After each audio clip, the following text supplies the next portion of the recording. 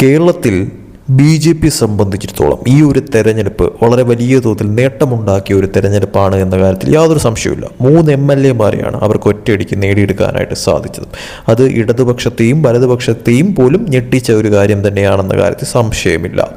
അതോടൊപ്പം തന്നെ BJP 2ാം സ്ഥാനത്തെത്തിയ സ്ഥലങ്ങളുണ്ട്. BJP അപ്രതീക്ഷിതമായിട്ട് വോട്ട് മുന്നേറ്റം നടത്തിയ സ്ഥലങ്ങളുണ്ട് എന്നുള്ളതാണ് യാഥാർത്ഥ്യം. അതിൽ ഏറ്റവും ഇമ്പോർട്ടൻ്റ് ആയിട്ട് പറയാനുള്ള ഒരു സ്ഥലമെന്ന് പറയുന്നത് അനൂപ് ആൻ്റണി മത്സരിച്ച തിരുവല്ലയിൽ BJP നേടിയ വോട്ട് അത് ശരിക്കും പറഞ്ഞാൽ എല്ലാവരെയും ഞെട്ടിക്കുന്നതാണ്. ആ വോട്ട് മാത്രമല്ല, 2ാം സ്ഥാനത്ത് 3ാം സ്ഥാനത്ത് നിന്ന് 2ാം സ്ഥാനത്തെത്തിയ ഒരു സ്ഥലമാണ് തിരുവല്ല എന്ന് പറയുന്നത്. അപ്പോൾ അവിടെ ശരിക്കും പറഞ്ഞാൽ സംഭവിച്ച മാറ്റങ്ങൾ എന്ന് പറയുന്നത് ചെറുതല്ല, വലുതാണ് എന്ന കാര്യത്തിൽ സംശയമില്ല.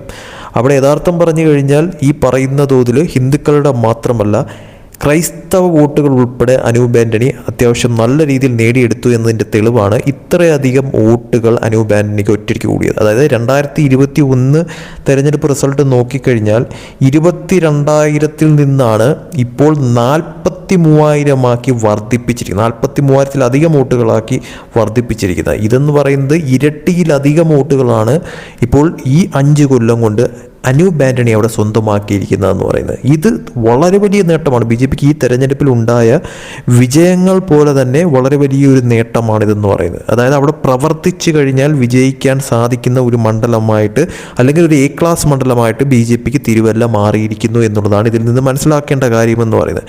ഇതോടൊപ്പം തന്നെ ഏറ്റവും വലിയ തോതിൽ ഇമ്പോർട്ടൻ്റ് ആയിട്ട് പറയാനുള്ള പ്രധാനപ്പെട്ട കാര്യമെന്ന് പറയുന്നത് അനൂപ് ആൻ്റണി തീർച്ചയായിട്ടും ഇനിയാണ് ശ്രദ്ധിക്കേണ്ടതെന്ന് പറയുന്നത്. കാരണമെന്ന് പറയുന്നത് ഈ ഒരു തെരഞ്ഞെടുപ്പിൽ നേടിയെടുത്ത ഈ ഒരു മുന്നേറ്റം ഇത് തുടരണമെങ്കിൽ അടുത്ത തെരഞ്ഞെടുപ്പിൽ, അതായത് ഇനി 5 കൊല്ലം കഴിഞ്ഞ് വരുന്ന തെരഞ്ഞെടുപ്പിൽ ഒരു വിജയത്തിലേക്ക് എത്തിക്കാൻ പാകത്തിന് ഒരു രീതി അവിടെ ഉണ്ടാക്കിയെടുക്കണമെങ്കിൽ അവിടെ നിന്ന് തന്നെ പ്രവർത്തിക്കേണ്ടത് അനിവാര്യമായിട്ടുള്ളൊരു കാര്യം തന്നെയാണ്. അതായത് തിരുവല്ല പോലുള്ളൊരു സ്ഥലത്ത് നിന്ന് അവിടുത്തെ ജനങ്ങളെ മനസ്സിലാക്കിക്കൊണ്ട് ഇനി വരുന്ന 5 കൊല്ലം ആ മണ്ഡലം സ്വന്തമാക്കി തന്നെ ആ മണ്ഡലത്തിലെ എല്ലാ ആവശ്യങ്ങൾക്കും അതോടൊപ്പം തന്നെ ജനങ്ങൾക്കിടയിൽ പ്രവർത്തിച്ച് മുന്നോട്ട് നീങ്ങുകയാണെങ്കിൽ അടുത്ത 5 കൊല്ലം കൊണ്ട് ഈ വരുന്ന തോതിൽ ഇതിലും വലിയൊരു മുന്നേറ്റം ഉണ്ടാക്കിയെടുക്കാനായിട്ട് അനൂപ് ആൻ്റണിക്കും BJPക്കും സാധിക്കുമെന്നുള്ളത് തീർച്ചയായിട്ടും എടുത്തു പറയേണ്ടത് അനിവാര്യം തന്നെയാണ്.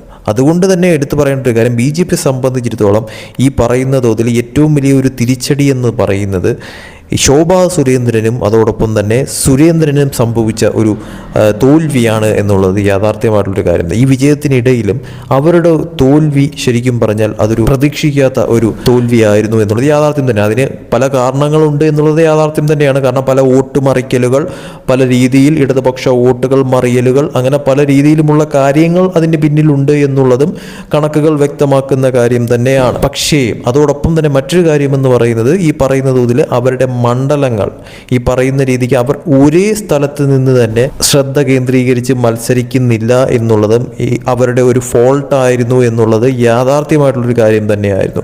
അതുകൊണ്ട് തന്നെയാണ് അവർക്ക് പാളിച്ചകൾ സംഭവിച്ചത് എന്നുള്ളതും മറ്റൊരു സത്യമായിട്ടുള്ളൊരു കാര്യമെന്ന് പറയുന്നു. അതുപോലെ അനൂപ് ആൻ്റണിക്കും സംഭവിക്കാതിരിക്കണമെങ്കിൽ ഉറപ്പായിട്ടും ഈ ഒരു മണ്ഡലം അനൂപ് ആൻ്റണി ശ്രദ്ധ കേന്ദ്രീകരിച്ച് മുന്നോട്ട് നീങ്ങേണ്ടതും അടുത്ത തെരഞ്ഞെടുപ്പിൽ ഇവിടെ തന്നെ നിന്ന് മത്സരിക്കേണ്ടതും അനിവാര്യമായിട്ടൊരു കാര്യം തന്നെ. കാരണം BJPയെ സംബന്ധിച്ചിടത്തോളം ഒരു പാഠം ഈ ഒരു തെരഞ്ഞെടുപ്പിൽ അവർക്കുണ്ടായി കഴിഞ്ഞിരിക്കുകയാണ്. അത് ഈ തെരഞ്ഞെടുപ്പിൽ മാത്രമല്ല, കഴിഞ്ഞ പാർലമെൻറ്റ് തെരഞ്ഞെടുപ്പിൽ ഉണ്ടായതാണ്. അതായത് ഒരു മണ്ഡലത്തിൽ നിന്ന് തോറ്റുപോയി കഴിഞ്ഞാൽ ആ മണ്ഡലം വിട്ട് മറ്റൊരു മണ്ഡലത്തിലേക്ക് പോകാനോ അല്ലെങ്കിൽ ഈ പറയുന്ന തോതിൽ വേറൊരു മണ്ഡലത്തിൽ പോയി മത്സരിക്കാനോ നിൽക്കാതെ ഒരു മണ്ഡലത്തിൽ തന്നെ നിന്ന് എല്ലാ കാര്യങ്ങളും നോക്കി മനസ്സിലാക്കി തോൽവിയിൽ നിന്നും പാഠം പഠിച്ചുകൊണ്ട് അടുത്ത തെരഞ്ഞെടുപ്പിനെ നേരിടാൻ നിന്ന് കഴിഞ്ഞാൽ അവിടെ മുന്നേറ്റം ഉണ്ടാകും, അവിടെ വിജയമുണ്ടാകും എന്നുള്ളത് BJP ഈ കഴിഞ്ഞ 2024, 2026 തെളിയിച്ച ഒരു കാര്യം തന്നെയാണ്. അത് ഒന്ന് തൃശ്ശൂരിൽ സുരേഷ് ഗോപി തെളിയിച്ചു, ഇപ്പോൾ അത് ചാത്തന്നൂർ ഗോപകുമാറും തെളിയിച്ച ഒരു കാര്യം തന്നെയാണ്. അതായത് തോൽവിയിലൂടെ വന്ന് വിജയം നേടിയവരാണ് സുരേഷ് ഗോപി ആയാലും ഗോപകുമാർ ആയാലും. അപ്പോൾ അതാണ് പാഠമാക്കേണ്ടതെന്ന് പറയുന്നത്.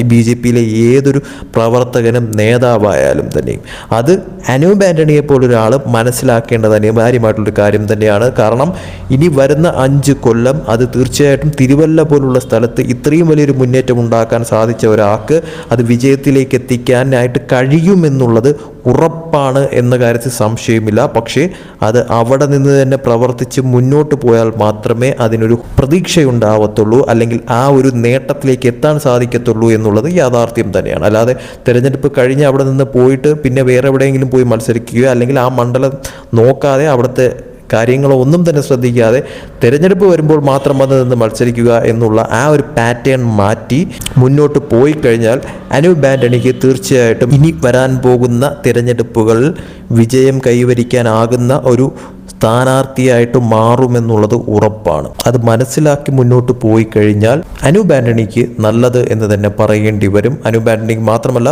BJPക്കും. അതോടൊപ്പം തന്നെ ശോഭാ സുരേന്ദ്രനും അതോടൊപ്പം തന്നെ സുരേന്ദ്രനും സംഭവിച്ച തെറ്റ് ആവർത്തിക്കാതിരുന്നു കഴിഞ്ഞാൽ ചാത്തന്നൂരും അതോടൊപ്പം തന്നെ തൃശ്ശൂരും ഒരു പാഠമായി ഉൾക്കൊണ്ട് BJP ഇനിയും മുന്നോട്ട് പോയി കഴിഞ്ഞാൽ, അനൂപ് ആൻ്റണിയെ പോലുള്ള ഒരു സ്ഥാനാർത്ഥി മുന്നോട്ട് പോയി കഴിഞ്ഞാൽ ഒരു വിജയം തിരുവല്ലയിൽ കൈവരിക്കാനായിട്ട് BJPക്ക് സാധിക്കുന്ന തലത്തിലേക്ക് എത്തിക്കാൻ പറ്റുമെന്നുള്ളത് ഈ 2026 നിയമസഭാ തെരഞ്ഞെടുപ്പോടുകൂടി തിരുവല്ലയിൽ ബോധ്യമായിട്ടുള്ള ഒരു കാര്യം തന്നെയാണ്.